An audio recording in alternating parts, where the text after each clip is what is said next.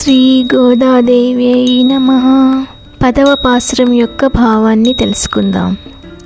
ఇంకొక గోపిక ముందుగానే నోము నోచినది, సుఖానుభవం పొందుతుంది. తలుపులు తెరవకపోయినా మాతో మాట్లాడవచ్చు కదా. కుంభకర్ణుడు తన సొత్తు అయిన గాఢనిద్రను నీకు కప్పంగా ఇచ్చాడా? గాఢనిద్ర మత్తు వదులు, మైకము వీడు అని గోపికను మందలిస్తుంది గోదా. తులసీమాలల అలంకరణతో కిరీటం గల నారాయణుడు, పుణ్యస్వరూపుడు అయిన కృష్ణుణ్ణి మంగళశాసనములు పాడిన పరయను వాయిద్యమును మనకిచ్చును. మా అందరికీ మణిరత్నం లాంటి దానివి అంటూ గోపికను పొగుడుతూ, త్వరగా వచ్చి తలుపు తీయమ్మా అంటూ గోదాదేవి మిగిలిన గోపికలు లోపల నిద్రలో ఉన్న గోపికను కోరుతున్నారు.